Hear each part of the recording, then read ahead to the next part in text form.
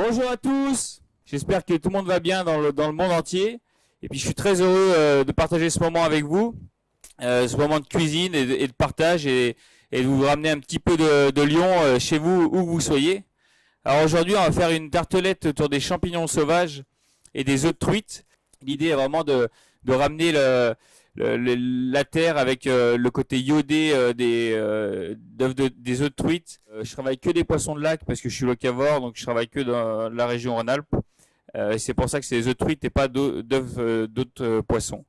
Donc voilà ce qui nous attend. Alors là, on va commencer par la pâte. Alors, du coup, comme j'avais mis sur la recette, farine de gluten, donc farine de blé et farine de châtaigne, moitié-moitié. Ok, bon, on y va. Donc on va mettre d'abord les farines, comme je disais, que vous avez pesées, parce qu'il paraît que vous êtes tous au top. Dans le cul de poule ou le saladier, hein, ce que vous avez à la maison, il n'y a pas de problème. Pour les quantités de farine que je vous ai dit tout à l'heure, on va ajouter une belle poignée de sel, de pincée de sel, pardon. Et puis on va ajouter le beurre. Ceux qui ont une alliance, faites comme moi, enlevez-la. Ou des bagues, hein, ce que vous avez. Mais rien autour des doigts. Et là, on va commencer donc du coup, au départ, voilà. Vous voyez là, on va mélanger de manière grossière comme ça le beurre et la farine. Voilà, vous voyez quand on commence à arriver à cette texture, voilà, là on commence à avoir quelque chose de bien, vous voyez, de sableux comme ça là. Donc pour sabler, vous voyez, de manière délicate, vous n'avez pas besoin d'appuyer fort entre vos mains comme ça, vous lustrez. Est-ce que les fours sont allumés à la maison? S'ils ne sont pas allumés, allumez-les tous à 180 degrés. Alors une fois qu'on arrive à ce résultat, pour la quantité de farine qu'on a sur la recette, on a besoin d'un seul œuf. Donc ce que je vous propose, c'est de le casser d'abord dans un autre récipient à côté. Ça nous évitera de mettre les coquilles, si par hasard il y en avait qui tombent dedans.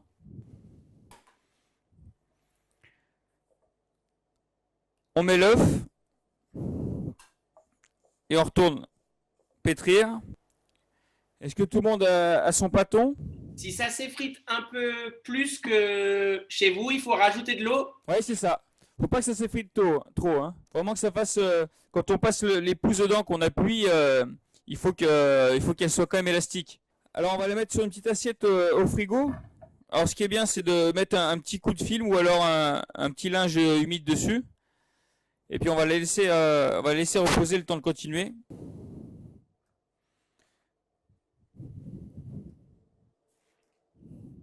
Ceux qui ont terminé, on peut commencer du coup à mettre de l'eau dans une casserole.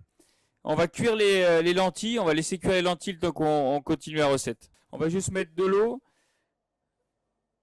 et puis une échalote dedans et des tiges de coriandre. C'est quoi la quantité d'eau à mettre avec les lentilles? À peu près 5-6 fois son volume. Ok. Et l'échalote, il faut la couper en petits morceaux? Non, je vais juste que je l'ai coupé en deux. On la coupe en deux, c'est vraiment juste pour parfumer le bouillon. C'est grave, docteur, si on a émincé l'échalote? Ouais, c'est très grave. Non, c'est pas grave. Il n'y a pas de problème. On met bien les lentilles dans l'eau froide directement et on lance en cuisson. Alors l'étape suivante, on va s'attaquer aux champignons. Ceux qui ont des trompettes de la mort, qui ont des chanterelles, ça va être les meilleurs champignons pour le pickles. Parce que du coup, ils vont vraiment absorber le vinaigre et le miel ou le sucre, suivant ce que vous avez. Et ça sera bien meilleur. Le bas du pied, dans tous les cas, on l'enlève. Et après, ce qui est hyper important, c'est de l'ouvrir comme ça, vous voyez. On va ouvrir la trompette de la mort. Donc après, une fois qu'on les a ouvertes, on les immerge dans de l'eau froide. Et les lentilles, ça doit être doux le feu ou... Au début, on va le mettre fort le temps que ça bout. Après, oui, on baisse, on met très doux au frémissement. Voilà, donc là, on mélange bien nos champignons, faire tomber la terre au fond. Après, si vous avez une petite passoire ou une passette, donc passette, vous savez, c'est des petites passoires fines, on va les égoutter dedans.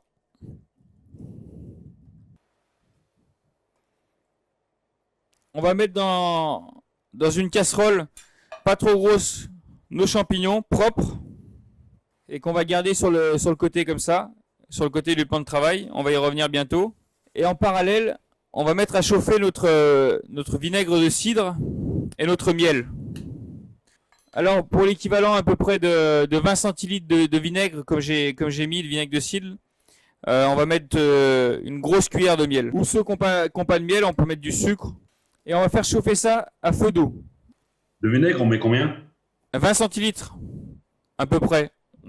Le principe du pickles, c'est de remplacer l'eau de végétation du champignon ou du légume par quelque chose d'acide et de sucré en même temps, un peu d'aigre doux.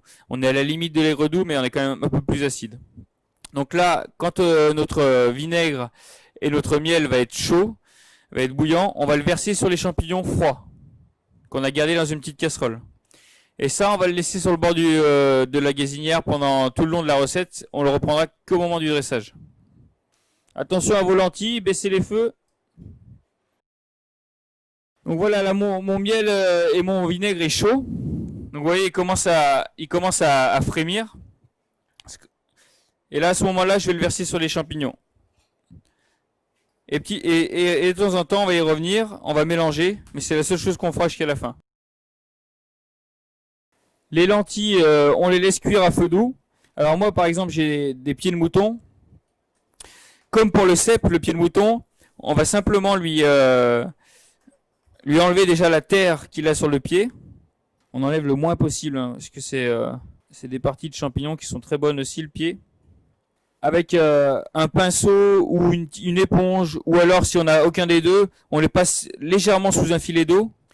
Donc voilà, donc là, je vais en faire 4-5 comme ça. On va commencer déjà par tailler les pieds de mouton avec lesquels on va pouvoir faire la base de la tarte directement sur la pâte. C'est-à-dire que ceux-là, on va les cuire à la crème. Alors ces champignons, on va pas les couper trop petits parce que de toute façon, ils vont bien réduire considérablement en cuisant. On peut entre-temps du coup mélanger ces pickles. On va s'attaquer ensuite à l'échalote. On va commencer déjà par émincer parce qu'on va en émincer une partie et en ciseler une autre. L'émincer, on va la cuire avec les champignons.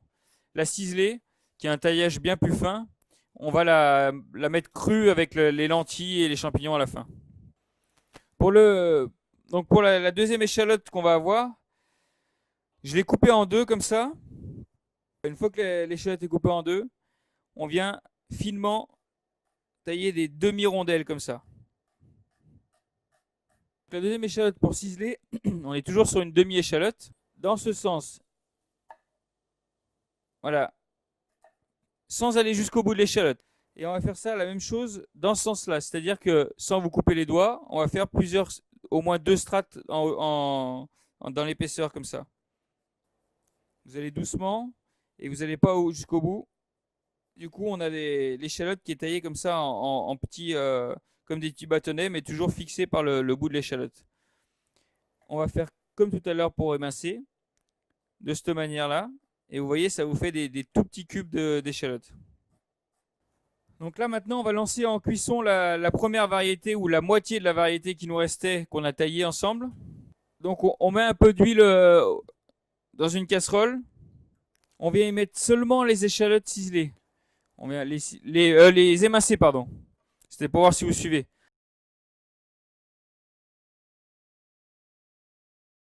Mais là, on va les faire suer et on va commencer à amorcer un peu la coloration. Ça donne un côté caramélisé assez sympa sur les échalotes, sur l'ail, sur l'oignon, parce que le sucre qui est à l'intérieur commence à caraméliser. On épluche notre deuxième gousse. Là, je l'épluche pour qu'on n'ait pas tout à l'heure des morceaux de peau et à devoir trier tout à l'heure pour le mettre, mais on va faire comme tout à l'heure quand on a laissé la peau. On l'écrase sous la paume de la main et pour refaire sortir les saveurs de l'ail. Donc là, on a une légère coloration qui commence à vouloir arriver. Donc à ce moment-là, on peut mettre la gousse d'ail. Donc voilà, là vraiment, c'est ce qu'on veut, c'est une échalote qui commence légèrement à rôtir sur certains endroits, mais qui est encore toute claire à d'autres. On va y ajouter nos champignons qu'on a taillés en cubes. On assaisonne. D'abord, on laisse les champignons se séparer de leur eau, l'eau s'évapore et après on vient hydrater avec la crème. Voilà, moi je vais pouvoir mettre la crème. Là, mes champignons commencent à chanter et il n'y a plus d'eau. On baisse le feu et on rectifiera l'assaisonnement seulement après. Et là, on va sortir nos pâtes du frigo.